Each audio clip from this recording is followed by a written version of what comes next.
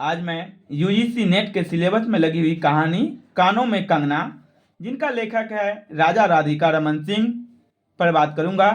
देखिए, राजा राधिका रमन सिंह का जन्म 1890 ईस्वी में हुआ था और निधन 1971 ईस्वी में हुआ था। कथा साहित्य में ये शैली सम्राट के रूप में जाने जाते हैं। किस रूप में जाने जाते हैं? शैली सम्राट के रूप में राजा राधिका रमन सिंह जाने जाते हैं। कहानी संग्रह है कुसुमांजलि, सन 1912 ईस्वी में है। अपना पराया, गांधी टोपी, धर्मधुरी। पुरस्कार उपाधि की मैं बात करूं, पद्म भूषण पुरस्कार मिला है 1962 ईस्वी में। डॉक्टरेट की उपाधि मिला है 1969 ईस्वी में। साहित्य वाचस्पति मिला है 1970 ईस्वी में। कानों में कंगना 1913 ईस्वी में इंदु पत्रिका से प्रकाशित हुई है। अब मैं इस कहानी के पात्र के बारे में बात करूंगा। इसका पात्र है योगेश्वर, जो किरण के पिता हैं और नरेंद्र के गुरु भी हैं। किरण जो नरेंद्र की पत्नी है, नरेंद्र कथावाचक हैं या किरण का पति है। मोहन नरेंद्र का मित्र है। किन्नरी नाचने वाली है।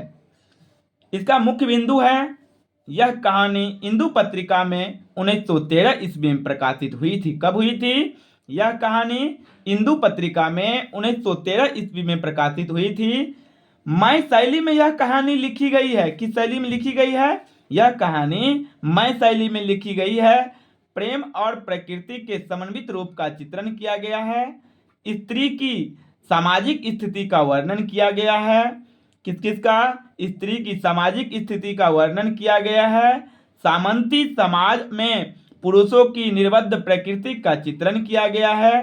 प्रेम और वासना में अंतर, यानी पत्नी और वेश्या के माध्यम से इसमें प्रेम और वासना में अंतर बताया गया है।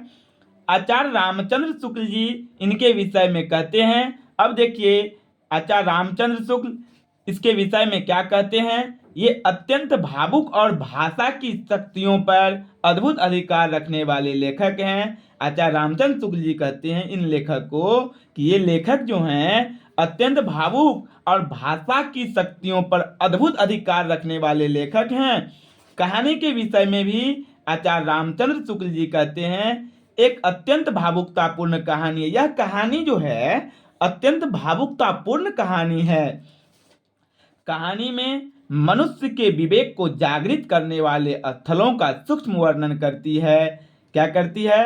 कहानी में मनुष्य के विवेक को जागृत करने वाले स्थलों का सूक्ष्म वर्णन करती है। वासना और प्रेम में भेद को स्पष्ट किया गया है। इस कहानी में वासना और प्रेम में भेद को स्पष्ट किया गया है। कानों में कंगना का प्रारंभ बेहद आकर्षक और अंत दुखांत है। इस कहानी का जो है प्रारंभ जो है बेहद आकर्षक है और अंत जो है बहुत दुखांत अंत है। कानों में कंगना कहानी की अब मैं समीक्षा पर बात करूंगा।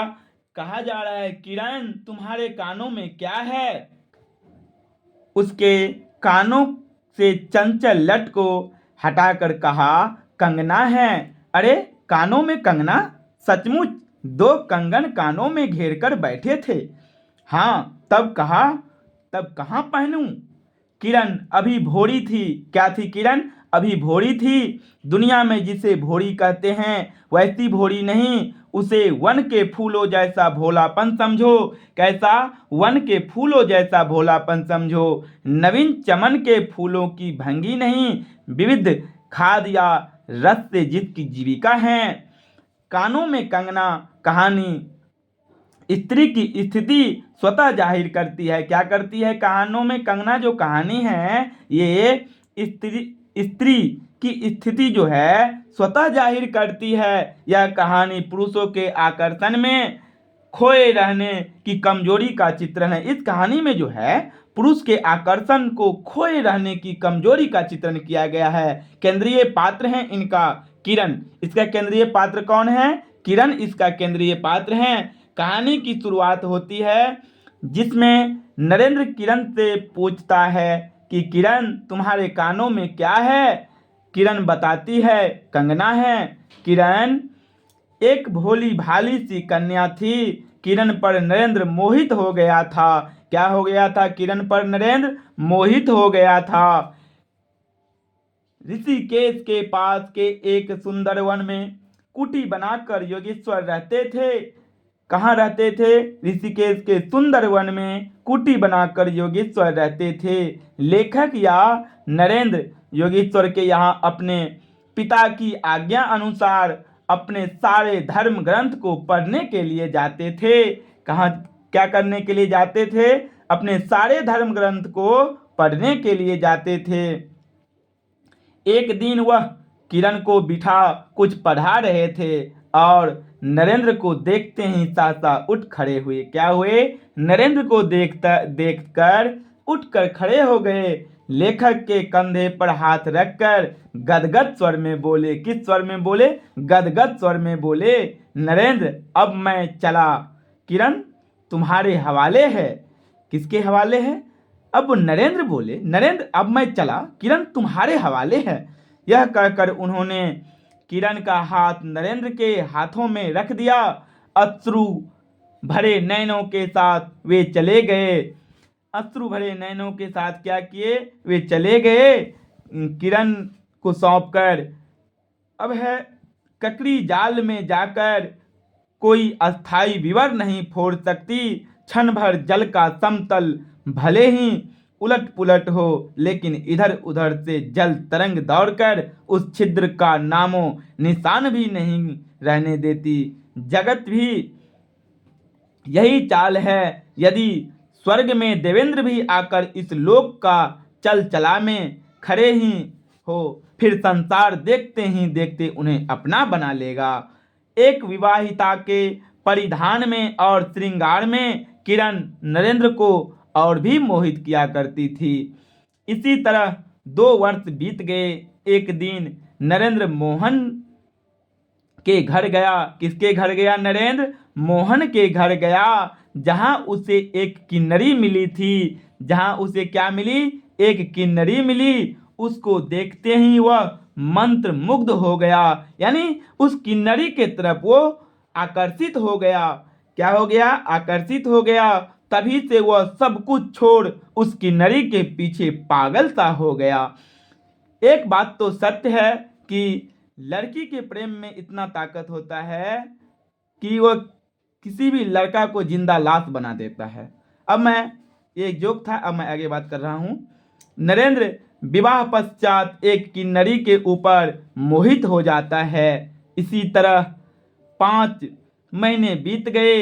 इस दौरान उसने उस किन्नरी को कई उपहार भेंट किए। क्या किए? कई भेंट उपहार में उस किन्नरी को दिए। किरण के सारे गहने बहाने बनाकर चोरी चोरी उस किन्नरी को दे देता था। अब बताइए, किरण का जितना भी गहना था उस सारे गहने चोरी चोरी करके बहाने बनाकर उस किन्नरी को दे देता था। जब उस किन्नरी को देने को कुछ नहीं बचा, तब नरेंद्र ने किरण से पूछा, कोई गहने बचे हैं? अब देखिए, जब उनके पास कोई गहना नहीं बचा था, तब नरेंद्र ने किरण से पूछा कि कोई गहने भी बचे हैं। अब क्यों पूछ रहा है? उस किन्नरी को देने के लिए। अब तो घर में गहना है नहीं। इस समय तक केवल किरण के पास 2 कंगन ही बचे थे, जो उसने अपने कानों में पहन रखा था। कहाँ पहन रखा था? कानों में। उसके अपने कानों के कंगन को दिखाया। क्या किया? उसने अपने कानों के कंगन को दिखाया। उस प्रथम पल की याद आई जब पहली बार नरेंद्र ने उसे देखा था। यहाँ पर शकुंतला और दुष्यंत की कहानी का भी जिक्र मिलता है। यहाँ पर किसका किसका जिक्र मिलता है? शकुंतला और दुष्यंत की कहानी का भी जिक्र मिलता है। अभिज्ञान शाकुंतलम, जहाँ अंगूठी एकमात्र निशानी होती है। किरण को इस बात की भनक लग गई और दुखित किरण इस दुनिया से चल बसी। अब देखिए, एकमात्र निशानी होती है। किरण को इस बात की भनक लग गई थी।